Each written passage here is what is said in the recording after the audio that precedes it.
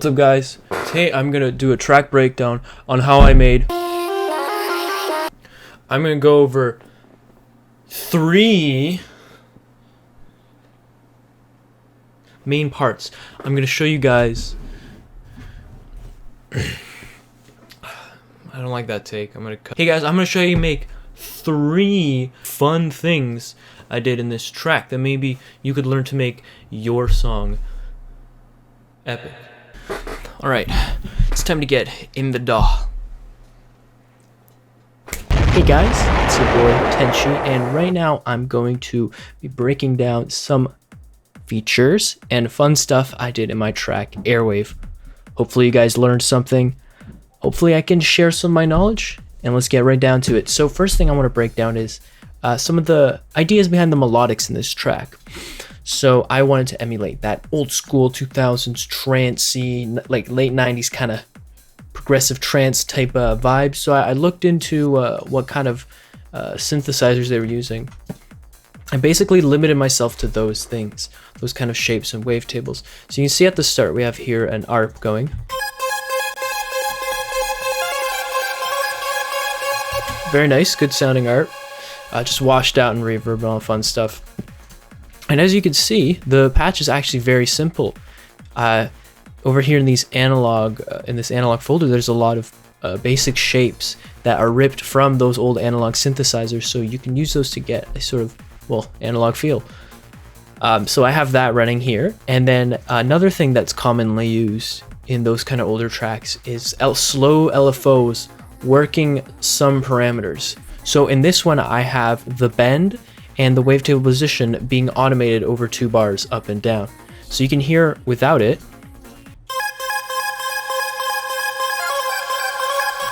And with it. You can see it adds a little bit of movement. It can make it seem like the sound is evolving slowly and doing something. And it can help a lot to get your static sounds a little bit more, you know, movement. I don't want to say it twice, but yeah. Then here we have my God tier trance chords, which is really chords I got from JP6K. If I could find it, it's probably farther down here. Could also be Diva, but it's really just some super saws, nice and detuned with a slight low pass at the very top, so it's not very harsh. It feels very soft, if that makes sense. Very soft sounding. And that's that. And then for the Vox, what I did was I cut up vocals, made vocal chops, and then I used a MIDI out controlling vocal synth. So if I pull this up right here, oh, that minimized. Where is it? Actually, do not know. Am I blind? Oh, there it is. What is it doing up there? Check this out. So right here, I have a vocal synth, and I have it set up to take MIDI in, and this is doing all that stuff. So if I were to change this to something else, basically this is just it. Polyvox, form it up a bit, make it seem more high pitched and childish. Then a simple Valhalla room, which I'm not currently running. And just Edison, I recorded it out, and then from there I went to town on it. So that's all the info I can really give you in this short amount of time on the intro. But the gist of it is basic shapes, basic filters, LFOs, moving things. Now for the drop, there's 2 main sounds, and it's important, especially in the current landscape of dubstep and Brittum, to layer sounds. That's what is really big right now.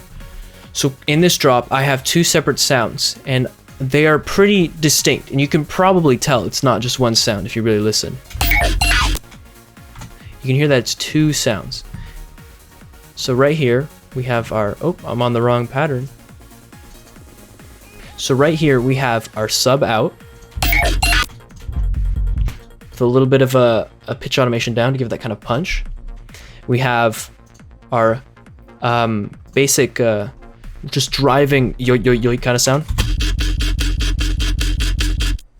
And then we have our upper, higher pitched, clicky, clacky, bleepy, bloopy sound. So how to make either the bottom sound. So really simple. It's just a bandpass filter opening up and down with OTTs and combs to give that little kind of screechiness, slight high-end noise. And then on the bottom one, we sorry, in the top, my bad, we have this very clicky, glitchy sound, which I did by following Virtual Riot's self-checkout tutorial wrong, and I put both the oscillators 4 octaves up, and then I move the chorus pitch very high, and I automate that to give it that kind of like quickly changing sound. So if I were to bypass this, that's all it sounds. But with it on, it just automates the pitch all around, so you get that kind of weird, clicky, noisy stuff. And then for post-processing on most of these, it comes down to just a bit of saturation. I use a Fab Filter, a Saturn, just a little saturation and compression. That's really it.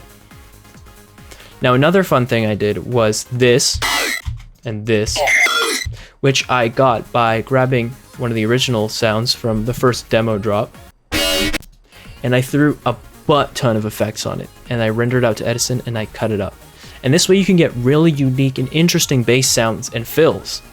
You just throw a buttload of effects on something, Edison it out, cut it up. And that's legitimately how most of the cool sounds in this drop were made, especially the fills. So that's about it. Another thing I want to cover for my drops is sort of layering design underneath.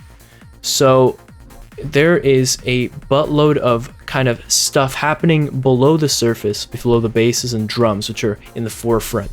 We have multiple crashes, effects, and white noises. And this is a really effective technique you can use to fill out your drop and make it sound bigger and you know, just more full. So I can remove all of these, and I'm sure it would make a substantial difference. So let me just do that real quick. So here's how it sounds without any of the background effects.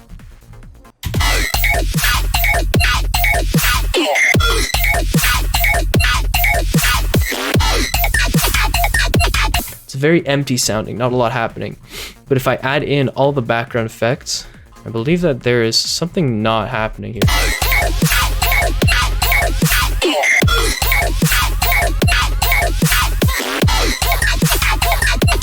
And it helps fill out the background space. With regular, more low-key rhythm, this maybe isn't necessary, but especially if you're making big, bombastic, like dubstep and rhythm, it's super essential to have just stuff happening in the background. So some of the things I have is an off chant, a choir, a chord stab, a bunch of just effects, and then a siren going up. Also crowd effect. This is a common one I use. And then as usual, just buttload of risers and just stuff. Always build the energy and collapse it down constantly in the drop, so that it's always got a groove and it's always going. And that about covers most of the interesting things about this song. All right, thanks guys for watching. I hope you guys learned a little something, and maybe you can apply some of this sparse knowledge in your own tracks. I'm gonna be trying to do more breakdowns of my other tracks. I currently have three other tracks out, so you can expect 3 more breakdown videos over the course of the summer. And of course, if any new tracks come out, breakdown videos will definitely come for them. So thanks for watching. Please subscribe and like. It's a new channel. I'm trying to help spread it. And that's all. Thank you.